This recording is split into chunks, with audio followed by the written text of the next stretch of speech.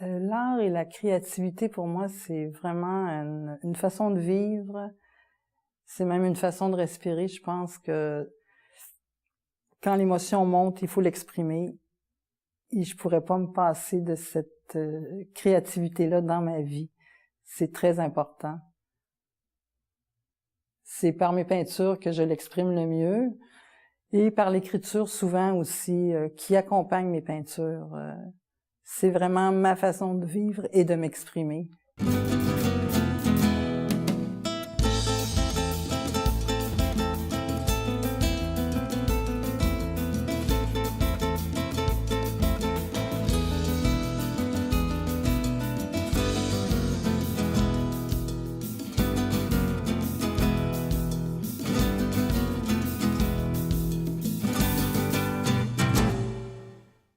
Je suis Luz Garcia et je suis très contente de vous accueillir pour une autre émission de l'art et la créativité.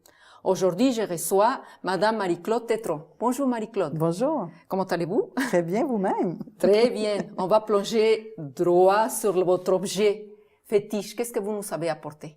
J'ai apporté un livre de dessin, moi je dis toujours du sketch, et un crayon feutre. Ça me suit partout où je vais. Oui. Donc, c'est votre, comment dire, votre âme à quelque part. Oui, c'est ça. Il vous y part. OK. C'est très bien. On va voir ça plus tard. D'accord, il n'y a pas de problème. Pour l'instant, je sais que vous êtes née à Montréal. Et puis, est-ce que depuis petite, vous étiez en contact avec l'art d'une manière ou d'une autre? Ben, disons que, bon, regarde, comme plusieurs enfants, j'ai colorié et tout ça, puis le dessin m'a toujours fasciné. J'ai toujours dessiné. J'ai appris au début de l'âge adulte, que mon arrière-grand-père était un artiste peintre connu à Pointe-aux-Trembles. Ouais, c'est comme ça que j'ai su qu'il y avait de l'art dans la famille, parce que c'est vraiment la seule personne dans la famille là qui pratiquait un art quelconque. Là. Peut-être c'était un petit quelque chose qui vous a mis peut-être déjà un petit pouce à l'oreille. Je me suis dit, bon, ben, il y a de l'espoir, hein, parce que moi, mon désir, c'était de savoir dessiner, surtout quand j'étais jeune. Là. Fait que j'ai toujours poussé mon dessin. J'ai toujours appris à dessiner. Je dessinais tout le temps. C'est pour ça que mon objet fétiche, c'est vraiment mon livre de sketch. Je me suis partout. Ouais. Et justement, avant, je sais que vous êtes très intéressé par l'art. Donc, vous avez fait un peu de l'écriture, ou vous faites toujours l'écriture. Et vous avez fait la peinture ensuite. Mais racontez-moi plutôt votre parcours artistique, comment vous êtes rendu à l'acrylique, etc. Bon, regarde, si je commence, là, tu vois, j'ai vraiment commencé avec le dessin. Je faisais des cartes pour des faire-part de mariage. Je faisais des dessins à langue de Chine. Puis je faisais les 75 cartes à la main, une par une. Je faisais toute l'écriture à l'intérieur. Juste pour te dire comment j'aimais dessiner, là. Oui. Après, et l'encre qui est difficile, c'est un élément très difficile aussi, parce qu'on ne peut pas se tromper. Non. C'est comme l'aquarelle. On déchire. On touche et puis... On déchire, puis bon, on recommence, là. Puis après, bon, j'ai découvert l'aquarelle par l'entremise d'une amie. Fait que j'ai pris un atelier d'aquarelle dans Charlevoix avec un dessinateur extraordinaire. Puis lui, sa façon de faire l'aquarelle, c'était innovateur dans un sens, parce que lui, c'était vraiment le dessin qui était important. Fait que moi, ça faisait mon affaire. Puis on rajoutait juste un peu de couleur, tu sais. Puis après, moi, j'ai développé un peu plus l'aquarelle. Là, j'ai forcé, mais le dessin ressortait tout le temps. Pour moi, c'était important. Ça, les dessins. Oui, c'est ça. Mais tu vois, quand je suis arrivée à la ménopause, l'aquarelle, c'était plus suffisant pour moi. Il me fallait quelque chose, un médium plus fort, tu sais, qui pouvait me permettre d'autres choses. Et puis l'acrylique. Donc, vous savez continuer? J'ai toujours continué, ouais. Mais là, mon cher amoureux me dit, pour le symposium Bromont-Nord, il me dit, j'ai besoin de 4 pieds par 8 pieds, des toiles 4 pieds par 8 pieds. Fait qu'il dit, tu vas faire de l'acrylique. Ah, ouais. Bon, mais j'ai dit, bon, ben pourquoi pas, on essaye, tu sais. Fait que j'ai fait un paysage à l'acrylique, j'avais jamais touché à ça. Mais j'ai adoré parce que je pouvais camoufler si je faisais des erreurs, tu sais. Fait que j'ai vraiment découvert le médium comme ça. Oui, parce que justement, l'aquarelle, c'est un moyen qu'on se trompe aussi, pareil que l'encre, puis... Exactement. Non, tu recommences. Tu déchires, tu recommences. Fait que des fois, c'est décourageant puis c'est un peu frustrant. Tandis qu'avec l'acrylique, ben tu peux même faire des collages, tu peux faire toutes sortes de choses comme ça. Fait que c'est vraiment plus intéressant quand tu veux quelque chose de plus fort, tu sais. Mais on n'enlèvera jamais à l'aquarelle toute l'émotion que ça dégage, par contre. J'imagine. Ça, tu peux pas le retrouver. Tu peux pas le retrouver avec l'acrylique parce que c'est plus opaque, là. C'est ça. Mais quand même, je suis très confortable aujourd'hui avec l'acrylique. Et est-ce que vous avez suivi quand même, parce que vous êtes devenue une experte dans l'acrylique aussi, dans les choses que vous faites, on sent quand même une expérience derrière tout ça. Est-ce que vous avez pris des cours, vous avez étudié la peinture? Non, tu vois, moi, j'ai pris des ateliers, comme je te disais, parce que ça, je trouvais ça, que ça durait juste un temps limité, ça veut dire une fin de semaine. Parce que je crois vraiment que si tu ne découvres pas ta peinture toi-même en solitaire, tu pourras jamais développer un style parce que tu restes trop influencé par le professeur, si tu veux, tu sais. Fait que pour développer ton style, il faut vraiment travailler en solitaire, tu sais. Ça, pour moi, c'était bien important. Puis je pense que c'est comme ça que j'ai trouvé ma personnalité, puis que j'ai pas été influencée par des écoles ou l'académie, si tu veux, là, tu sais. Moi, je suis pas technique, hein. Je suis intuitive comme peintre. Fait que la technique, je l'ai développée par moi-même. Puis j'ai appris par essai-erreur. Puis c'est comme ça que je suis arrivée à ce que je fais aujourd'hui. Donc ça vous a pris quand même du temps pour trouver parce que vous savez, comme je disais tantôt, déjà on sent une touche. Ça, c'est très important pour l'artiste, c'est très difficile. Si on n'a pas cette touche-là, on n'existe pas. Vous savez déjà une touche, vous savez un style. Oui, parce que je l'ai développé moi-même, mais c'est ça, là. Tu sais, je me suis pas laissée influencer par rien, même s'il y a des gens qui me disaient, ben, tu devrais prendre des cours, ça serait intéressant. Non, je voulais pas. Puis, on m'avait d'ailleurs, mon professeur d'aquarelle, ben, pas mon professeur, mais le monsieur Yvon Bellemare, qui demeure à Charlevoix, c'est lui qui m'a dit, si tu veux vraiment trouver ton style, il ne faut jamais que tu te laisses influencer par quelque école que ce soit, parce que ça va vraiment te briser. Parce que l'académie brise, hein. C'est bon pour une base, là. Tu sais, quand on n'a pas de base du tout, bon, oui, c'est important, parce que c'est sûr qu'au début, il faut apprendre la technique. Il faut partir de quelque chose. Mais après, c'est tout seul que ça se passe.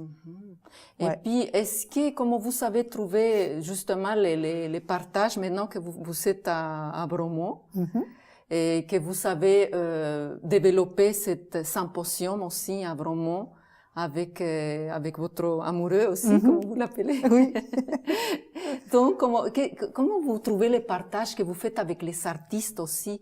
Il y a beaucoup d'artistes qui participent, pas seulement au niveau de la peinture, mais au niveau aussi des sculptures. Tu veux dire pour le symposium, là? Oui, il y a un partage que vous faites. Comment vous trouvez cette... Ah, mais ça, c'est extraordinaire parce que, tu sais, je pense que les artistes, on est tous des grands angoissés, dans le fond, hein, la peur de pas réussir notre toile, la peur de pas en vendre, la peur de ci, la peur de ça. On se remet toujours en question. Puis, les symposiums, ça sert un peu à ça. C'est que on élimine un peu ce stress-là en parlant puis en partageant ce qu'on vit, chacun, tout seul dans nos ateliers. C'est pour ça que c'est important, les symposiums, parce qu'on sort de nos ateliers, là. Puis là, il y a quelque chose qui se passe. Puis nous autres, notre symposium, mais c'est toujours fait d'une façon très conviviale. C'est pour ça que les artistes aiment beaucoup venir à Bromont. C'est ça, il y a un partage, un échange. Oui, c'est ça. Et maintenant, j'aimerais que vous me parliez de votre première peinture. Oh là là, hein? C'était quoi? Est-ce que vous l'avez toujours ou vous l'avez vendue? Ben, je l'ai vendue, mais dans le fond, c'est ma sœur qui l'a acheté, tu vois. Elle est pas loin. C'est ton bon main. Oui, ça, c'est bien. Mais tu vois, c'était juste une petite maison de rien, mais c'était fait à langue de Chine d'une façon très spontanée. Puis j'avais mis un peu de couleur. Tout simplement. C'était comme un petit poème. D'ailleurs, ça s'appelait comme ça, poème. C'est bien de pouvoir revenir et voir ce qu'on a fait, de savoir où est-ce que c'est rendu notre art aussi. Oui, absolument. Oui, là, mais ce que je trouve intéressant dans vos peintures, il y a j'ai remarqué qu'il y a comme trois, si je peux me permettre, trois sujets qui reviennent souvent. Donc, c'est les paysages, surtout de Québec. Il y a aussi, comment dire, la nature, surtout les fleurs aussi, la nature, les fleurs qui sont très, très présentes, et les femmes. Oui. Mais là, ce que ça m'a frappé surtout, c'est les femmes. Qu'est-ce qui symbolise dans vos peintures les femmes? D'abord, on va commencer pour les femmes. OK. Ben oui, quel beau sujet, hein, de toute façon. Non, les femmes, c'est venu comme ça. Je pense que ils font toute partie de moi. C'est toute une partie de moi-même que je transpose. Tu sais, une émotion que je peux pas exprimer autrement.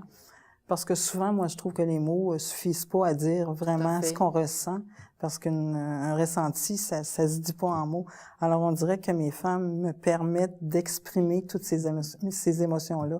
Puis les cheveux longs, puis tout ça, parce que là, ça, c'est la liberté. C'est la liberté, oui, là, c'est ça. Ça, c'est bien important pour moi. Ouais. OK. Donc, vous vous sentez comme appelée aussi par... beaucoup. Puis j'ai dansé beaucoup, moi. Hein. J'ai fait du ballet classique, du ballet de jazz, du baladi. Fait que c'est pour ça que mes femmes sont souvent en mouvement. En mouvement? Oui. On sent les mouvements. Et c'est difficile de traduire ça en peinture, je trouve. Mais vous savez réussir avec les cheveux, les symboles des cheveux. C'est l'intuition, encore, tu vois. Quand il faut pas que j'y pense. Moi, j'y vais, puis bon, ça donne le mouvement, puis c'est vraiment comme ça que ça se passe. Vous réussissez très, très bien. Il y a aussi les fleurs qui sont très présentes. Où est-ce que vous trouvez cette inspiration pour peindre cette belle fleur-là? C'est la nature de Bromont, c'est, je sais pas, les paysages? Dans le fond, c'est les fleurs du monde, hein, mais moi, non, vous savez aucun sujet. Non, j'ai aucun sujet. Non, ça, les fleurs, pour moi, c'est une détente complète, parce que je travaille ça comme en abstraction, dans le sens que j'ai toujours du blanc dans mes fleurs. Je sais pas si tu as remarqué dans mes toiles, là, j'ai toujours du blanc. Oui. C'est ça qui prédomine. Fait que, bon, je regarde ma toile, j'imagine que mes fleurs, je vais les placer comme ça, mais au départ, c'est pas des fleurs, ce n'est que des taches. Okay. Alors, j'ai aucune construction, j'ai aucune perspective à penser. Ça, c'est la détente complète. Puis après, juste le fait que je mets le cœur de la fleur, ça fait une fleur. Tu comprends? Dans le fond, c'est juste des taches, une composition de taches. J'ai choisi à peu près mes couleurs où je veux m'en aller. Puis juste le fait de mettre le bouton dans le milieu de la fleur, ça fait une fleur. Mais c'est déjà, comme vous dites, l'équerre, c'est très symbolique, c'est très beau. Mais ça me détend. Ça me détend énormément. Puis je pense que je me laisse beaucoup aller dans les fleurs, tu sais. Ça se voit aussi, on sent ça. Et puis, il y a aussi la nature, surtout comme je disais tantôt, les paysages québécois aussi, qu'on voit. Et donc, pourquoi on sent, j'ai vu aussi qu'il y a comme beaucoup, je sais pas si c'est conscient ou inconscient que vous faites, les saisons, les deux saisons principales, l'hiver et l'automne aussi. Pourtant, c'est pas parce que j'aime l'hiver, tu vois. Non. Mais ça me détend encore parce qu'il y a beaucoup de blanc, tu vois. Fait que ça, c'est la même chose. C'est que tu te laisses aller. Puis l'hiver, en toile, en peinture, je trouve que ça apporte beaucoup de calme et de sérénité. Fait qu'à un moment donné, j'ai comme besoin de faire ça parce que sinon, je travaille l'automne. Fait que l'automne, c'est l'explosion des couleurs, là. C'est toutes des couleurs chaudes, parce que je travaille beaucoup plus les couleurs chaudes. Fait que j'ai comme besoin des deux contrastes, tu sais. Et puis, justement, je vais revenir au symposium de Bromont. C'est vous, avec votre chum, que vous l'avez commencé. Pourquoi on sent un besoin de vous, de parler, justement, de l'art, appuyer l'art et les artistes. Pourquoi ce besoin? Comment est né les symposiums à Bromont? C'est une belle histoire, ça, parce que quand on est arrivé à Bromont en 97, bon, c'est sûr, je connaissais pas aucun artiste dans la région. Fait que mon chum, encore, me dit, bon, mais là, ça serait le fun, on va appeler les associations, puis on va leur dire... on va leur demander s'ils sont pas intéressés à venir peindre sur notre terrain, parce que notre terrain est très, très grand à Bromont. Alors, on a appelé les artistes comme ça, puis on leur a dit apportez quelque chose à manger pour le dîner, puis on va peindre ensemble, puis on va... Quelle bonne idée. Tout simplement. Puis personne nous connaissait. Bon. Puis c'était une fin de semaine, ça. Mais on a eu 3000 visiteurs.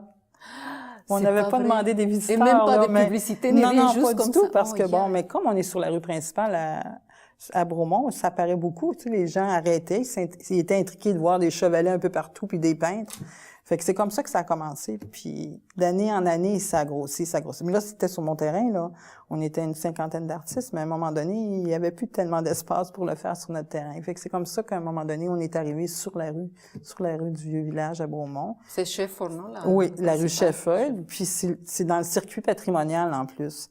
Fait que quand les gens viennent au symposium, ils peuvent visiter en même temps le circuit patrimonial de Bromont. Fait que c'est ça qui est bien, bien intéressant. C'est ça que je voulais souligner aussi, Marie-Claude, parce que je trouve très intéressant le fait que vous exposez vous, mais vous permettez aux artistes de la région d'exposer, donc de se faire connaître. Oui. Mais pas seulement ça.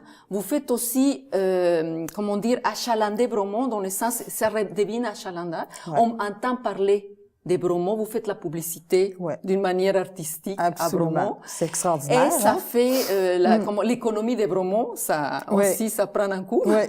Mais maintenant, vous avez déjà quand même une longue expérience, 30 ans d'expérience, de peinture et tout ça. Donc, est-ce que ça vous arrive d'avoir des manques d'inspiration? Et si jamais ça arrive, comment vous retrouvez votre inspiration? Mais tu vois, avant, je m'en faisais beaucoup avec ça, parce que c'est sûr que ça arrive, puis c'est normal. À un moment donné, les tracas de la vie prennent le dessus, et puis bon, t'es pas apte à les peindre.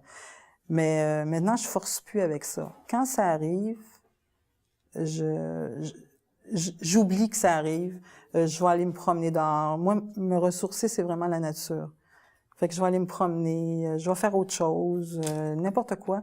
Puis à un moment donné, juste de faire ça, c'est comme si l'émotion va remonter toute seule. OK. Mais il faut jamais forcer. Elle est toujours là, mais il faut pas forcer. Si elle veut pas venir tout de suite, c'est parce qu'elle est pas prête à sortir. Donc ça vous s'inquiète pas si parce qu'il y a beaucoup d'artistes qui qu'est-ce que je vais faire, j'ai perdu mon inspiration. Ça m'a déjà beaucoup stressé, mais plus aujourd'hui. Parce que je me suis rendu compte que plus je stressais avec ça, moins ça venait. Fait que maintenant, c'est un cercle vicieux, c'est vrai. Oui, c'est ça. Puis c'est bon pour n'importe quoi, même n'importe quel métier dans le fond là. Tout à fait. Faut pas forcer. Faut laisser venir, c'est là.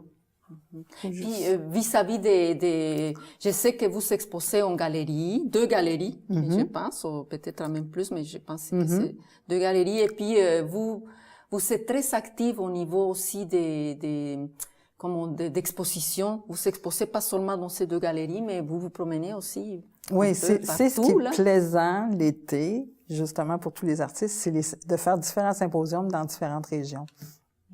Tu vois, moi, j'aime ça me promener un peu partout, là, tu sais. Fait que c'est sûr que je vais aller, là, j'ai le 10-30 à Brossard, je vais aller à Sainte-Flavie en Gaspésie, je m'en vais. D'ailleurs, je suis présidente d'honneur à la TUC cette année, au mois de septembre. Ah oui, félicitations! Ben, merci. C'était vraiment un honneur pour moi, là.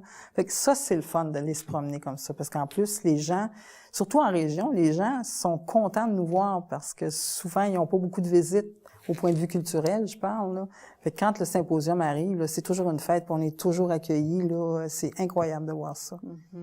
Et c'est le fun parce que aussi vous avez accueilli beaucoup des artistes très intéressants au symposium aussi. Oui, ben oui. C'est des artistes d'un peu partout, là, hein. C'est vraiment de la... On a déjà reçu des Chinois.